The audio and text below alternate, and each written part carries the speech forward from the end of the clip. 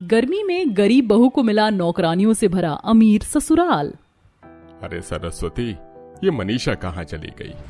पता नहीं सुबह सुबह कहाँ चली गई। घर का काम भी सारा हो रखा है। अरे माँ बाबा, आप लोग उठ गए? चलो अच्छा हुआ मैं सही वक्त पर आ गई। मैं अब जल्दी से सबके लिए नाश्ता बना देती हूँ। लेकिन बेटा तू गई कहाँ थी? अरे बाबा, कल खेत जोतते हुए आपके कंधों में दर्द हो रहा था ना, तो इसीलिए मैं सुबह सुबह खेत जोतने चली गई। वैसे लगभग काम हो चुका, दोपहर तक मैं बाकी का काम भी निपटा लूंगी। अब मैं जल्दी से जाकर नाश्ता तैयार कर लेती हूँ। मनीषा हाथ मुंह धोकर जल्दी से देखते ही देखते सारा नाश्ता तैयार कर देती है और साथ ही घर के ढेर सारे जमे हुए कपड़े भी धोकर सुखा देती है।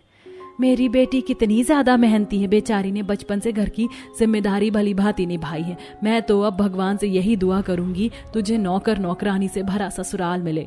ओफो माँ, मुझे इसकी कोई जरूरत नहीं है। मैं तो अपने ससुराल में भी घर के सारे काम खुद ही कर लूंगी। समय गुजरता है और गरीब घर की बेटी मनीषा के लिए काफी अमीर घर का रिश्ता आता है। मुझे तो अभी तक यकीन नहीं हो रहा कि मेरी बेटी रानी के लिए इतने अमीर परिवार से रिश्ता आया है।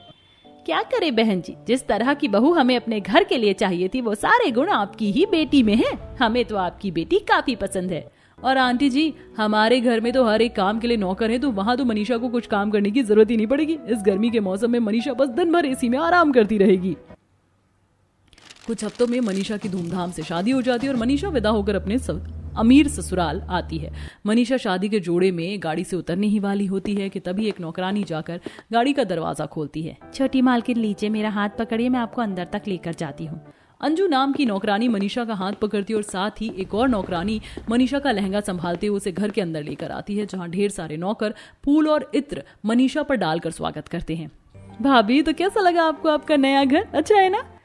सिर्फ अच्छा ही नहीं, बहुत अच्छा है। अरे अब दोनों नंद भाभी बातें बात में करते रहना। मनीषा बहू, तुम थक गई होगी ना, जाकर आराम कर लो। मंजू, वृंदा, जाओ मनीषा बहू को उसके कमरे तक छोड़ दो।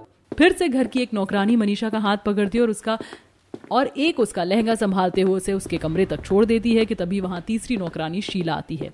छोटी मालकिन, काफी गर्मी हो रही है, आप कपड़े बदल लीजिए। हाँ, मैं वो चेंज करने के लिए जा ही रही थी। आइए छोटी मालकिन, मैं आपकी मदद कर देती हूँ। अरे नहीं, मैं खुद कर सकती हूँ। यही तो हमारा काम है। अगर हमारे रहते हुए आप काम करेंगी तो हम किस बात की पगार लेंगे। नौकरानी शीला मनीषा को चेंज करने में भी मदद करती है और ऐसे ही शादी का दिन गुजर जाता है। और आज मनीषा की पहली रसोई की रस्म थी।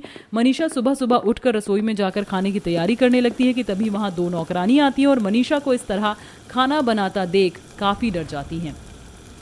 अरे छोटी मालकिन, ये आप क्या कर रही हैं? आज मेरी पहली रसोई की रस्म है तो वही तैयारी कर रही थी।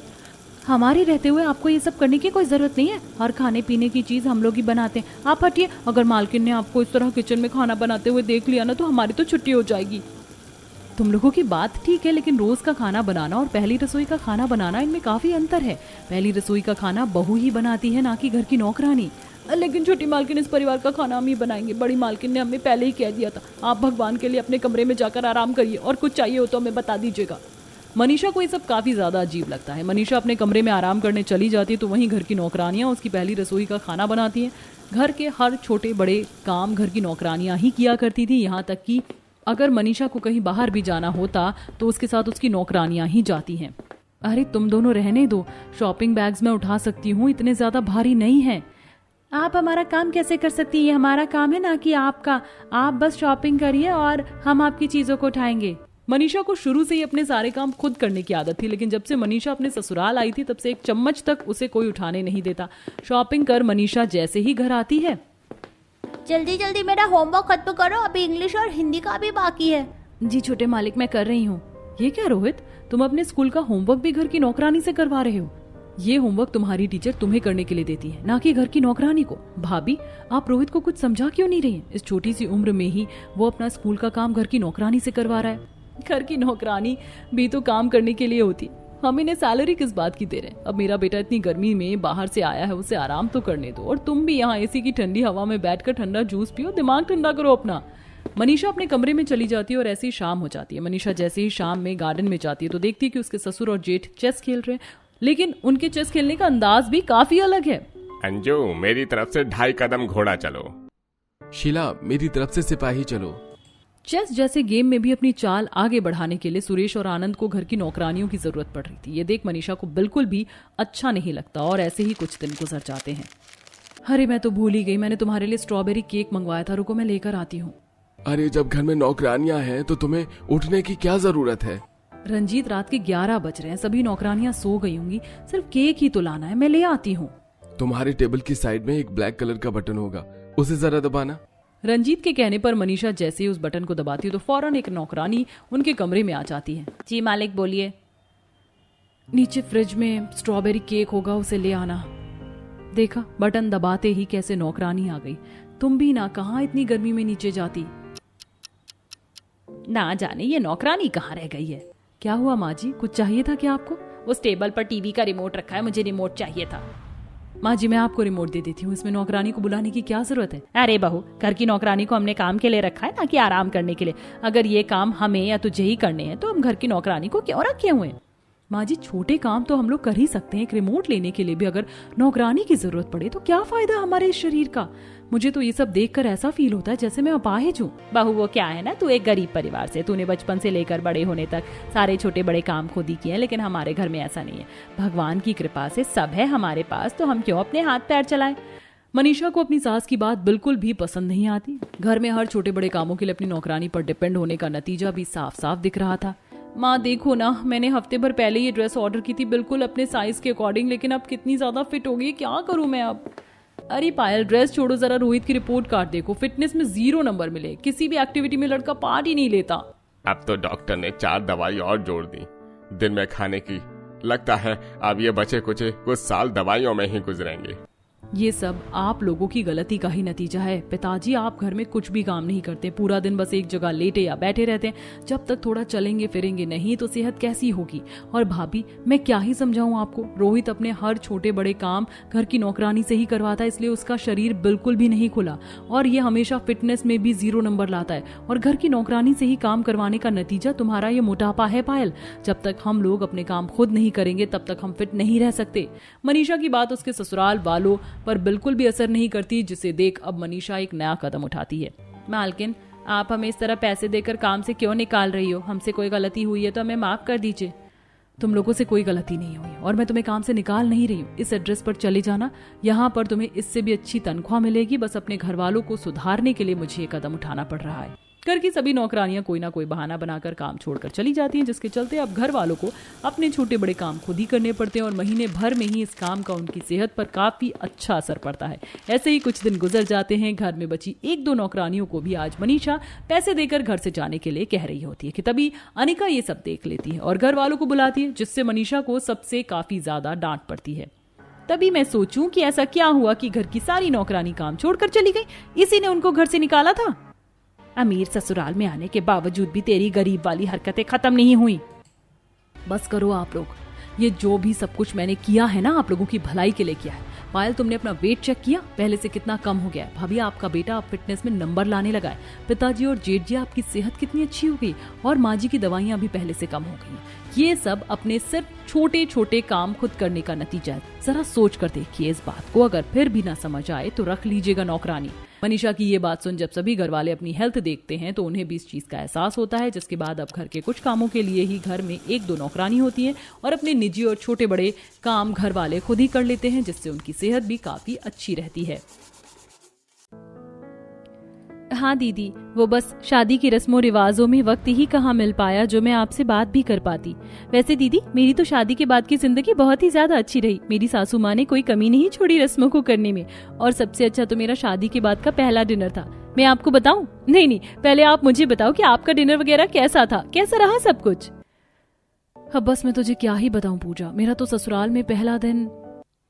दीदी अभी मत बताना वरना मेरी एक्साइटमेंट कम हो जाएगी। मैं आपके घर आ रही हूँ, तब बात करेंगे। बोलो, आ जाऊँ क्या? अरे नहीं, पूजा आने को बोल रही है, अब मैं क्या करूँ। मेरे घर वाले तो मेरे ही साथ कितने बुरे हैं। अब अगर मैंने पूजा को बुलाया तो ना जाने वो उससे कैसा बर्ताव करेंगे। नहीं पूजा, तू रहने दे, तू क्यों परेशान होती, मैं ही आ जाती हूँ ना तेरे घर। वाह दीदी, आपने तो मेरे मन की बात छीन ली। आप ही आ जाओ। वैसे भी मेरी माँ जी अकेली रहेंगी, अगर मैं उन्हें छोड़ आई तो आपके घर में तो आपकी ननद है। सही कहा तूने, मेरे घर में तो मेरी ननद है जो माँ जी के पास रह सकती है। ठीक है, मैं ही तेरे घर आ जाऊंगी। ज्योति ऐसे बोलकर अपने घर से अपनी बहन के घर जाने को निकल गई। ज्योति और पूजा दोनों बहनें थीं। उन दोनों की अभी कुछ दिनों पहले ही शादी हुई थी। पूजा जो कि छोटी बहन थी उसे एक गरीब ससुराल मिला था, जबकि ज्योति अमीर ससुराल में ब्याही थी। ज्योति अपने ससुराल की गाड़ी में बैठकर पूजा के घर जाने को निकल गई और कुछ ही देर बाद वो पूजा के घर पहुंच भी गई। कितना छोटा सा घर है, यानी कि पूजा के ससुराल वाले ज्यादा अमीर नहीं है। दीदी दीदी दीदी तुम आ गई, मैं कब से तुम्हारी राह देख रही थी।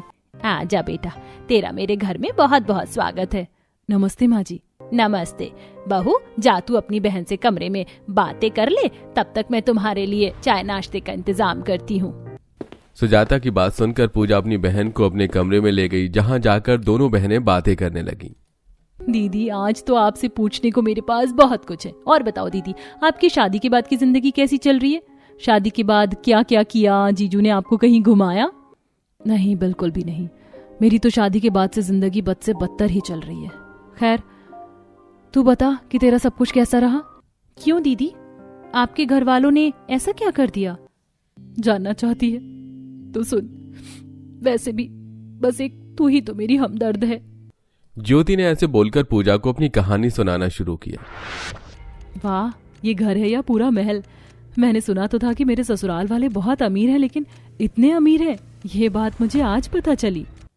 ज्योति विदा होकर अपने ससुराल ही आई थी। वो दुल्हन के जोड़े में अपने घर में आते हुए अपनी बड़ी हवेली को देख रही थी, क्योंकि उसकी शादी एक बेहद अमीर घर में हुई थी। ज्योति अपनी हवेली देख देख कर अभी खुश हो ही रही थी, जहां से वो मेन डोर पर भी पहुंच गई। ये क्या, मुझे तो लगा था कि मेरे घर में मेरा गृह प्रवेश बड़े ही धूमधाम से होगा, लेकिन यहाँ तो मेरा स्वागत करने को भी कोई नहीं है।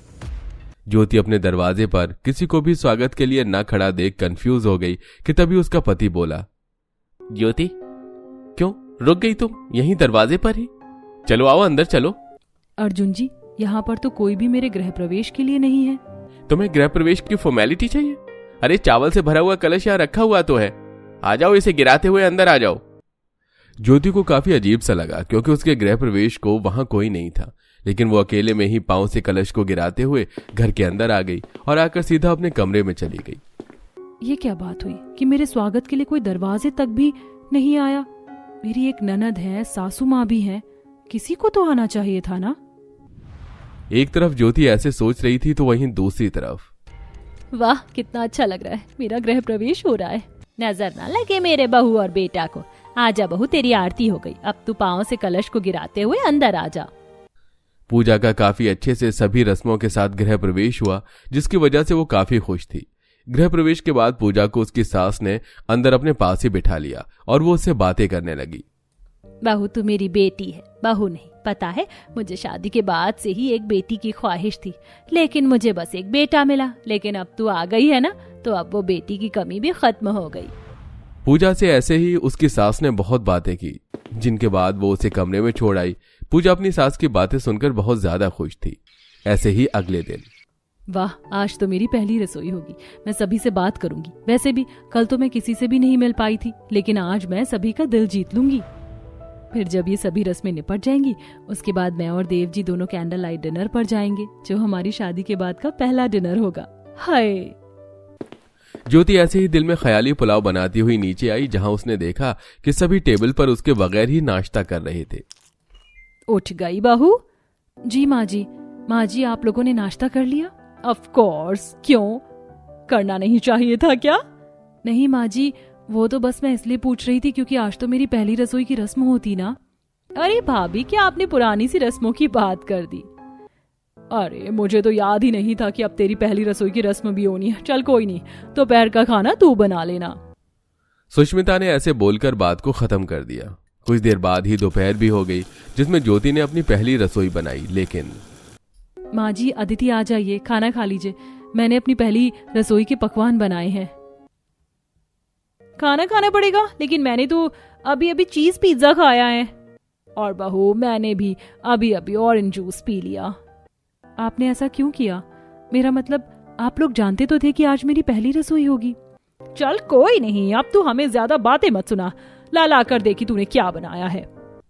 ज्योति अपनी पहली रसोई में बनाया हुआ मीठा और खाना अपनी नंद और सास के पास एक थाली में सजा कर ले गई, जिसमें से उन दोनों ने बस एक निवाला तोड़कर खा लिया और फिर वो सामान ज्योति को ही वापस दे दिया। वहीं दूसरी तरफ आज पूजा की भी पहली रसोई हुई थी, जिसमें वाह बहू, तूने तो पहली रसोई में रंग ही जमा दिया। सच में हलवे से लेकर पूरी सब्जी तक सब कुछ बेहद स्वादिष्ट बना है। ये ले तेरा शगुन, मेरे सोने के कंगन। नहीं नहीं माँ जी, ये कंगन तो आपके हैं। माँ तुम्हें अपनी खुशी से दे रही है पूजा, रख लो। और हाँ, आज तुम्हारी पहली रसोई के साथ सारी रस्में पूरी हो गई हैं, तो आज तुम शाम को मेरे साथ चलना। कहाँ? बहू, तेरे पति ने तुझे बाहर महंगे होटल में खाना खिलाने की बुकिंग कर दी है। बेचारा तुझे उस जगह लेकर जाने को महीनों से पैसे बचा रहा था। आज रात दोनों चले जाना। क्या? लेकिन फिर आप कहाँ रहोगी माँ? मैं यहीं रह लूंगी बहू, तुम दोनों जाना। सुजाता की बात सुनकर पूजा बहुत खुश हुई। ये उसकी शादी के बाद का उसके पति के साथ पहला डिनर था। शाम होते ही पूजा और उसका पति देव दोनों तैयार होकर एक 5 स्टार होटल में खाना खाने को चले गए, जहां हे भगवान, ये तो कैंडल लाइट डिनर है। देव जी, आपने मेरे लिए इतनी महंगी जगह पर ऐसे कैंडल लाइट डिनर का अरेंजमेंट किया। तुम्हें पसंद आया? देखो पूजा, मैंने तुम्हारी पसंद की सारी चीजें मंगवाई हैं। यहाँ पास्ता है, करी है, चावल भी है, सब कुछ तुम्हारे टेस्ट के हिसाब से है। अब आओ मेरी रानी। देव ने बड़ी ही प्यार से पूजा को टेबल पर बिठाया, जिसके बाद उन दोनों ने कैंडल लाइट डिनर किया और एक दूसरे के साथ डांस भी किया। काफी देर वहां एंजॉय करने के बाद पूजा देव के साथ एक लेट नाइट वॉक पर निकली। देव जी, आज का दिन मैं कभी नहीं भूल सकती हूँ। आज का दिन मेरे लिए बहुत खास था, बहुत खास। मेरे लिए भी।